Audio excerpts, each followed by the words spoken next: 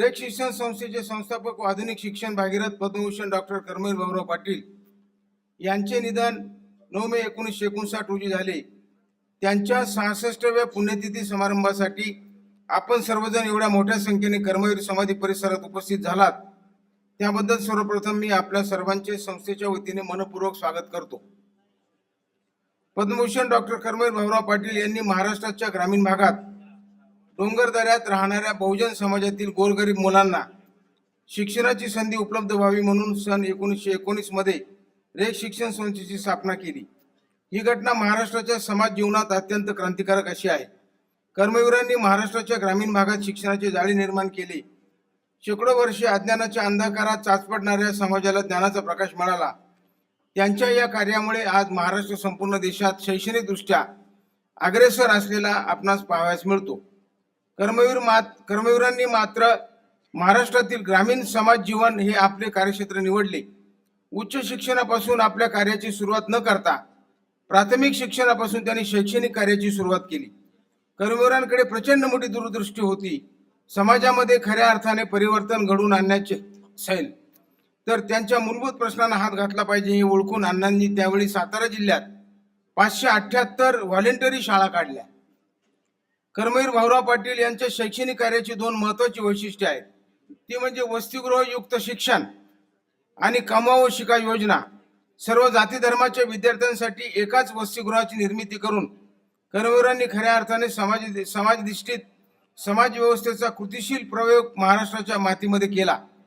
तर गुणवत्ता असून सुद्धा केवळ आर्थिक परिस्थिती नाही म्हणून कोणत्याही विद्यार्थ्याचा शिक्षणाचा अधिकार नाकारला जाऊ नये यासाठी कर्मवीरांनी कमवा आणि शिका ही अभिनव योजना सुरू केली। आधुनिक काळाची पावले ओळखून संस्थेच्या नेतृत्वाने शिक्षण प्रक्रियेमध्ये सातत्याने सकारात्मक बदल केल्यामुळे राष्ट्रीय आणि आंतरराष्ट्रीय पातळीवर रेक शिक्षण संस्थेचे आपली एक स्वतःची स्वतंत्र ओळख निर्माण केलेली आहे। याचे प्रतिबिंब राष्ट्रीय मूल्यांकन आणि अधिस्वीकृती समिती बेंगलोर यांच्याकडून संस्थेच्या विविध महाविद्यालयांचे झालेल्या मूल्यांकनात स्पष्ट होते। शैक्षणिक वर्ष 24-25 मध्ये संस्थेच्या 11 महाविद्यालयांना A++, 8 महाविद्यालयांना A ग्रेड, 8 महाविद्यालयांना A+ ग्रेड तर 6 महाविद्यालयांना B++ हे मानांकन प्राप्त झालेले आहे। कर्मवीर भाऊराव पाटील सातारा या विद्यापीठाचा प्रथम पदवीदान समारंभ विद्यापीठाचे कुलपती मान्य CP राधाकृष्ण यांच्या उपस्थितीत पार पडला। या प्रसंगी एकूण 622 पदव्युत्तर पदवीधारक व 55 पदव्युत्तर पदवीधारक विद्यार्थ्यांना पदवी प्रदान करण्यात आली। जागतिक मराठी अकादमी व रेक शिक्षण संस्था यांच्या संयुक्त विद्यमाने जागतिक मराठी संमेलनाचे दिनांक 10 जानेवारी 2015 ते 12 जानेवारी 2025 दरम्यान आयोजन करण्यात आले होते। या सोहळ्याची संस्थेच्या इतिहासात सुवर्ण अक्षराने नोंद झालेली आहे। शैक्षणिक गुणवत्ता टिकवण्यासाठी व वाढीसाठी विशेष लक्ष देण्यात आलेले आहे। संस्थेने विद्यार्थ्यांच्या विकासासाठी विविध संस्थांची सामंजस्य करार केलेले आहेत। रेत गुरुकुल प्रकल्पातून माध्यमिक व उच्च माध्यमिक स्तरावरील विद्यार्थ्यांना शिष्यवृत्ती परीक्षा, प्रवेश परीक्षा यासंबंधी मार्गदर्शन करण्यात येत आहे। पुढील वर्षापासून शाळा महाविद्यालयामध्ये कृत्रिम बुद्धिमत्ता मान्य शरद पवार साहेबांच्या मार्गदर्शनाखाली आपण अभ्यासक्रम राबवत आहोत। आमचे अध्यक्ष माननीय शरद पवार साहेब नेहमीच काळाच्या पुढचं पाहत असतात आणि म्हणून 2000 साली जेव्हा संगणकाचा बोलबाला नव्हता त्यावेळी त्यांनी रेक शिक्षण संस्थेमध्ये संगणकाचं शिक्षण सुरू केलं पाहिजे अशा प्रकारच्या सूचना दिल्या आणि तो आज रेक शिक्षण संस्थांचा एक ब्रँड झालेला आहे असं म्हटलं तर चुकीचं होणार नाही।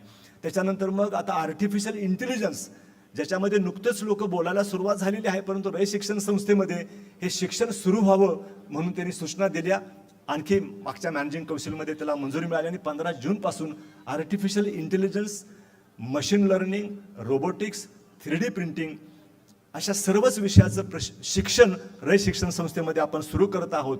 असाच एक विषय साहेबांनी खूप काळाच्या आधी ओळखला होता की स्टार्टअप इंडस्ट्रीला आम्ही जोपर्यंत विद्यार्थ्यांमध्ये स्टार्टअप इंडस्ट्रीचा जोपर्यंत आम्ही जागरूकता निर्माण करत नाही, स्टार्टअप म्हणजे काय आणि ते कसं उद्योग त्याच्यातून कन्वर्ट होतात यासाठी आपल्या रेक शिक्षण संस्थेमध्ये 3 CIII सेंटर्स निर्माण करण्यात आली। एक हरघरला, एक हडपसरला आणि एक पुण्यामध्ये। परंतु निर्मिती झाली, सगळा खर्च केला आणि की करोना आल्यानंतर त्याला थोडा सेटबॅक बसला आणि त्याच्यानंतर पुन्हा त्याला गती प्राप्त होऊ शकली नाही. परंतु गेल्या वर्षभरामध्ये माननीय अध्यक्ष साहेबांच्या मार्गदर्शनाखाली आणि सायन्स अँड टेक्नॉलॉजी पार्कच्या राजेंद्र जगदाळे यांच्या सहाय्यानं आता हे तिन्ही सेंटर्स पूर्ण क्षमतेनं कार्यान्वित झालेले आहेत. आणि मला सांगायला आनंद होतो की आता रयत शिक्षण संस्थेमध्ये या तिन्ही सेंटरमध्ये मिळून 45 स्टार्टअप्स आता सुरू झालेले आहेत. ज्या साताऱ्याच्या रयत शिक्षण संस्थेच्या CIII सेंटरला पाहणी करून माननीय अध्यक्ष महोदयांनी त्याचे अप्रिसिएशन सुद्धा केलं. तर साहेबांच्या क्लोज टू हार्ट असा हा CIIIचा विषय होता. सगळ्यांना कळायच्या आधी तो रयत शिक्षण संस्थेमध्ये आणला, परंतु त्याचा रोल आउट करायला वेळ लागला. पण त्याची भरपाई सर आपण आर्टिफिशियल इंटेलिजन्सबद्दल मागच्या 22 सप्टेंबरला बोललात आणि येत्या 15 जूनपासून ते आपण रयत शिक्षण संस्थेमध्ये आता रोल आउट करणार आहोत. तर अशा पद्धतीनं जे काही 2 महत्त्वाचे विषय होते त्याचा बऱ्यापैकी at the end of this year मार्ग निघालेला आहे. अनेक प्रश्न रयत शिक्षण संस्थेचे शासनामध्ये पेंडिंग होते. 23 प्रश्न पेंडिंग होते. दादांच्याकडे एक मिटिंग जानेवारी 24 मध्ये झाली आणि त्याच्यामधले जवळपास 90% विषय मार्गी लागले, ऑर्डर्स आल्या, प्रश्न मिटले. त्याच्यानंतर आणखी 2-4 विषय निर्माण झाले होते. दादांना विनंती केली, दादांनी मागच्याच महिन्यामध्ये वेळ दिला आणि ते सगळे विषय सुद्धा मार्गी लागले. त्याच्यामधलाच पवित्र पोर्टलचा हा एक विषय जो आहे तो मार्गी लागायचा बाकी आहे. 1-2 विषय आहेत. कामोठेच्या शाखेचे जमिनीचं अतिक्रमणाचं नियमानुकरण, आणखी कर्मवीर भाऊराव पाटील विद्यापीठाच्या संदर्भामध्ये ते गतिमान करण्यासाठी काय येत असलेल्या अडचणीच्या संबंधामध्ये नोटिफिकेशनमध्ये बदल करणं, या दोन्ही विषयाच्या बाबतीमध्ये दादांची मदत घेऊन हे विषय सुद्धा तात्काळ मार्गी लागतील. 5.5 तासाची मॅनेजिंग कमिटीची मीटिंग रयत शिक्षण संस्थेच्या छत्रपती कॉलेजमध्ये पार पडली आणि तिथे एकूण 12 धोरणात्मक निर्णय राबवण्याचा निर्णय घेण्यात आले. आणि ते अतिशय महत्त्वाचे निर्णय आहे जे रयत शिक्षण संस्थेच्या कामकाजामध्ये आमूलाग्र बदल करतील याची मला पूर्णपणे खात्री आहे. सगळ्यातला महत्त्वाचा जो विषय आहे ते इंटरॅक्टिव्ह पॅनेल. 22 सप्टेंबरला इंटरॅक्टिव्ह पॅनेल खडूफळा याच्याऐवजी इंटरॅक्टिव्ह पॅनेल बसले पाहिजेत अशा प्रकारचा साहेबांनी सूचना दिल्या 22 सप्टेंबर 24 रोजी. आणि मला सांगण्यास आनंद होतो की 9 मे 2025 रोजी 6,500 वर्ग खोल्यापैकी 3,500 वर्ग खोल्यामध्ये इंटरॅक्टिव्ह पॅनेल बसलेले आहेत आणि पुढच्या 15 जूनपर्यंत उर्वरित ठिकाणी सुद्धा इंटरॅक्टिव्ह पॅनेल बसून रयत शिक्षण संस्था गुणवत्तापूर्ण शिक्षणाच्या बाबतीमध्ये अनेक संस्थाच्या काही कोर्स आम्ही पुढे गेलो आहोत हे या निमित्तानं मी सांगू इच्छितो. साहेबांचे खूप आग्रह होते की आमच्या सेवकांना, आमच्या विद्यार्थ्यांना, आमचे जे काही जनरल बॉडीचे सदस्य, मॅनेजिंग कमिटी सदस्य, आजी माजी, त्यांच्या जीवावर ही संस्था उभी राहिली. अण्णांनी याच लोकांच्या मध्ये जाऊन संस्था उभी केली. पण असं वाटायला लागले की सगळं आता आम्ही थोडं डिस्कनेक्ट झालो का गावकऱ्यांच्या पासून, आम्ही थोडं डिस्कनेक्ट झालो का गावांच्या पासून. आणि म्हणून पुन्हा गावाशी कनेक्ट करणं, खास करून माजी विद्यार्थी, परदेशामध्ये अनेक माजी विद्यार्थी, मोठे मोठे विद्यापीठं, मोठ्या मोठ्या संस्था, आज आपण ऑक्सफर्डचं नाव घ्या किंवा आणखी कुठली पण केम्ब्रिज घ्या, हे सगळे माजी विद्यार्थी चालवत असतात. आणि रयत शिक्षण संस्थेमध्ये दरवर्षी 4-4.5 लाख विद्यार्थी शिकतायत. यांच्या सगळ्यांना जर का आम्ही जोडलं आणि जर का त्यांना जर का शाखांच्या विकासासाठी, कॉलेजच्या विकासासाठी, संस्थेच्या विकासासाठी जर घेतलं तर खूप मोठं काम होऊ शकतं. ती शाखा स्थापन झाल्यापासून ते आजपर्यंत जेवढे माजी विद्यार्थी त्या संस्थेमधून बाहेर पडलेत, त्या शाखेमधून बाहेर पडलेत, त्यांचा सर्वे करून त्यांच्या घरामध्ये जाऊन रयत शिक्षण संस्थेच्या प्रत्येक शाखेची माजी विद्यार्थी संघटना रजिस्टर करण्याचा निर्णय मॅनेजिंग कौन्सिलमध्ये घेण्यात आलेला आहे आणि त्याच्याबद्दलचं कामकाज सुद्धा सुरू झालेलं आहे. आपल्याला मी सांगू इच्छितो खूप मोठा फरक माजी विद्यार्थ्यांना आपण जोडल्यानंतर. माजी विद्यार्थी जगभरामध्ये, आम्ही मंत्रालयामध्ये गेलो तर अनेक ठिकाणी आम्ही माजी विद्यार्थी आहे म्हणून सांगतात, डेप्युटी सेक्रेटरीला भेटा, सेक्रेटरीला भेटा, पण आम्ही त्यांच्यापासून कुणी पोहोचतच नाही. या निमित्तानं हे काम आम्ही करू. अजूनही एक, रयत शिक्षण संस्थेच्या मुख्यालयामध्ये सुद्धा रयत सेवक माजी विद्यार्थी संघ स्थापन करण्यात येईल, रजिस्टर्ड. आणि या सगळ्या शाखामध्ये ज्यांनी उत्कृष्ट काम केले, देशभरामध्ये समाजासाठी उत्कृष्ट काम केलं आहे, त्यांनी त्यांच्या वैयक्तिक जीवनामध्ये काही पराक्रम केले असतील तर अशा सगळ्या नामांकित, वलयांकित आमच्या माजी विद्यार्थ्यांना या फोरमवर आणून रयत शिक्षण संस्थेच्या माजी विद्यार्थी संघाशी जोडायचं काम करण्याचा निर्णय याच्यामध्ये घेण्यात आलेला आहे. एका बाजूला हा निर्णय आणि दुसऱ्या बाजूला गावामध्ये आमच्या ज्या स्कूल कमिटीज आहेत त्या स्कूल कमिटीचं कामकाज, त्याच्यावरच्या नेमणुकीची पद्धती, त्यांच्या कामाचं इव्हॅल्युएशन, ह्या सगळ्याच गोष्टी करण्याची आवश्यकता होती.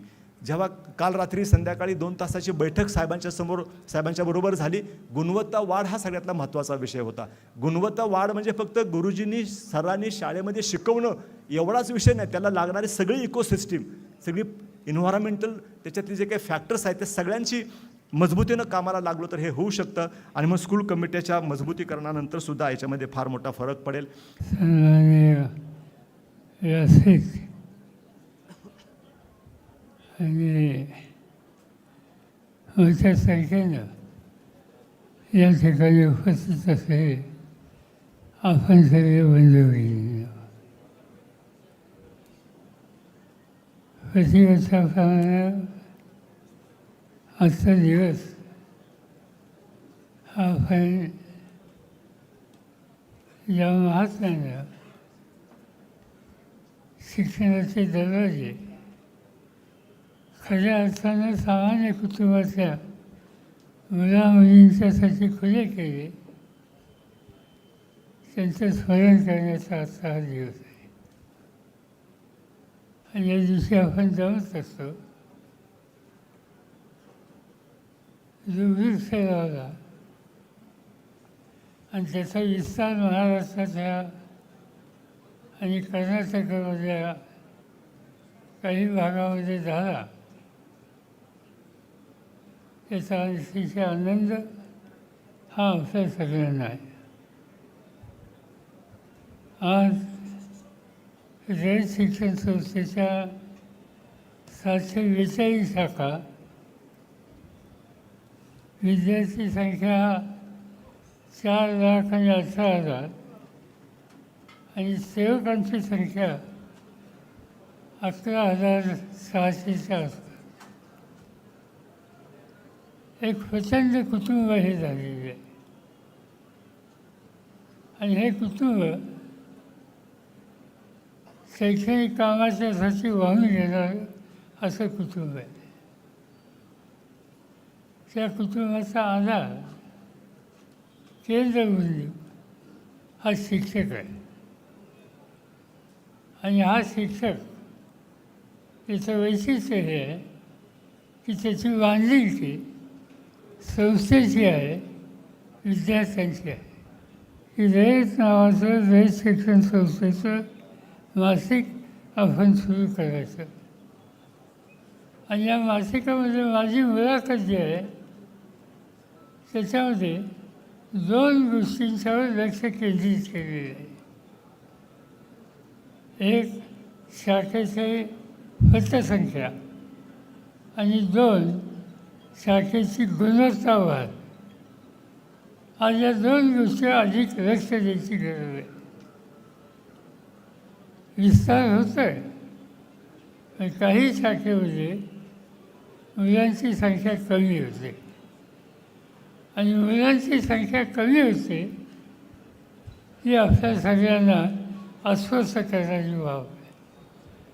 आणि त्यामुळे पतसंख्या ही राहील कशी? विद्यार्थ्यांना गोडी वाटेल कसं?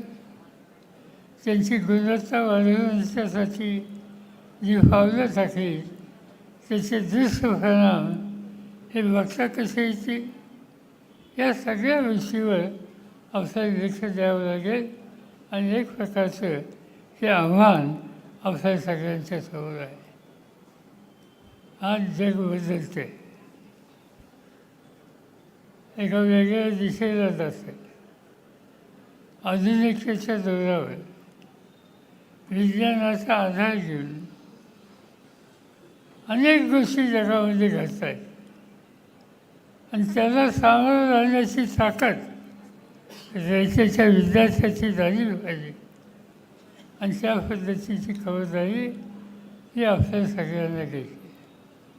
मला आठवतं आहे की या देशाच्या संरक्षण खात्याची सूत्र माझ्याकडे होती. त्यावेळेला एक निर्णय घेण्यात आला. एक पद्धत असते, दर सोमवारी सकाळी 9 वाजता संरक्षण मंत्र्याच्या कार्यालयामध्ये एक बैठक होत असते. त्या बैठकीमध्ये आर्मी, नेव्ही, एअरफोर्स, परराष्ट्र खात्याचा सचिव आणि डिफेन्स खात्याचा सचिव हे एकत्र बसतात आणि आठवड्यामध्ये देशामध्ये काय घडतं आहे, देशाच्या सीमेवर काय घडतं आहे याचा आढावा घेतात. मग ती चीनची सीमा असेल, पाकिस्तानची असेल, बांगलादेशची असेल किंवा श्रीलंकेची असेल. आणि हा सगळा आढावा घेत असताना एका बैठकीमध्ये मी सुचवलं की जगातल्या अनेक देशामध्ये आज लष्करामध्ये मुलीसुद्धा महत्त्वाची जबाबदारी हे घेतात आणि आपण हा निकाल का घ्यायचा नाही. माझ्या तिन्ही सर्व्हिसेसची आर्मी, नेव्ही, एअरफोर्स तिघांनी मला सांगितलं हे शक्य नाही, हे झेपणार नाही, हे कठीण काम आहे आणि तुम्ही मुली नाही इथं पोचले करू नका. मी सांगितलं तुम्ही विचार करा, पुढच्या मीटिंगमध्ये सांगा. पुढच्या मीटिंगमध्ये या तिघांनी नाही म्हणून सांगितलं. त्याच्या पुढच्या मीटिंगमध्ये विषय चर्चेला घेतला, पुन्हा नाही म्हणून सांगितलं. तिसऱ्या मिटिंगला नाही म्हणून सांगितलं आणि चौथ्या मिटिंगला त्यांना सांगावं लागलं की या देशाच्या जनतेनं संरक्षणविषयक निर्णय घ्यायचा अधिकार मला दिलेला आहे आणि त्यामुळं इथून पुढं भारताच्या सैन्यामध्ये 9% मुली असतील आणि त्यांना संधी द्यायची. आज आपण बघतो की जे काही पाकिस्तानच्या सीमेवर जे घडतं आहे त्या संवेदनशीलचं विश्लेषण 2 भगिनी संबंध देशवासियांना आज या ठिकाणी करतात आणि त्याची एक भगिनी तुमच्या बेळगावची आहे आणि मुस्लिम समाजाची. ती हे स्पष्ट करते की हा देश आणि या देशातला तो हिंदू असेल, मुस्लिम असेल, शीख असेल, ख्रिश्चन असेल, जे कोणी घटक असतील ते सगळेजण या देशाच्या ऐक्याच्या आणि संरक्षणाच्यासाठी बदलची किंमत द्यायला तयार आहेत आणि त्यामुळं इथं जात, धर्म, लिंग या संबंधीचा विचार हा कधी मनामध्ये ठेवता कामा नये. कर्मवीरांनी शैक्षणिक संस्थेची सुरुवात करताना हाच दृष्टिकोन ठेवला. तो मुलगा कोणत्या जातीचा आहे, कोणत्या समाजाचा आहे, कोणत्या भाषेचा आहे याचा विचार कधी केलेला नाही. तो उपेक्षित आहे, ज्ञानासाठी भुकेलेला आहे आणि त्याला प्रोत्साहन देणं ही तुमची माझी जबाबदारी. एवढं एकच सूत्र कर्मवीरांनी आपल्या अंतःकरणामध्ये ठेवलं आणि श्वास चालेपर्यंत त्याच्यामध्ये कधी तरतूद केलेली नाही. आणि त्यामुळं आज या सगळ्या पार्श्वभूमीचा विचार तुम्ही आम्ही केला पाहिजे. एका वेगळ्या स्थितीतून आपण जातो, त्या स्थितीला सामोरं जाण्यासाठी बाकीचे मतभेद सोडून एकसंघ भारत राष्ट्र आज मजबूतीने उभं करणं आणि जे काही परिवर्तन या देशामध्ये होतं आहे त्याला हातभार लावणं ही तुमची माझी जबाबदारी आहे.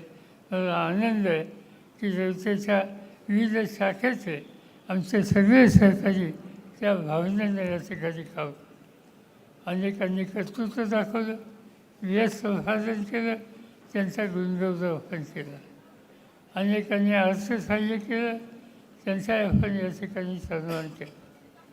मला गंमत होती की उत्तर विभागामध्ये 6 कोटी रुपयाच्या शिष्यवृत्त्या तिथल्या मुलामुलींना मिळाल्या. याचा अर्थ हा स्पष्ट आहे की 6 कोटीची रक्कम आमचे विद्यार्थी शिष्यवृत्तीतून मिळवतात. याचा अर्थ गुणवत्तेच्या संबंधी जी काही खबरदारी घ्यायची ती खबरदारी घेतली जाते आणि त्याला विद्यार्थ्यांची साथ ही मनापासूनची आहे आणि त्यामुळे ते घडू शकते. या सगळ्या शाखा प्रमुखांचं त्या शाखेमध्ये ज्ञानदान करणाऱ्या प्रत्येक शिक्षकाचं मी अंतःकरणापासून अभिनंदन करतो आणि त्यांना विश्वास देऊ इच्छितो की संस्थेचे सगळे आमचे सहकारी पूर्ण शक्तीनं या ज्ञानदानाचं काम करणाऱ्या अध्यापक, शिक्षक यांच्या पाठीशी राहतील आणि हे कुटुंब महाराष्ट्राचा शैक्षणिक क्षेत्राचा चेहरा बदलण्यासाठी जो दृष्टिकोन कर्मवीरांनी घालून दिला त्याच्याशी बांधिलकी ठेवून कायमचं काम करेल हाच विश्वास आज या ठिकाणी मी देतो आणि माझे 2 शब्द समर्पितो.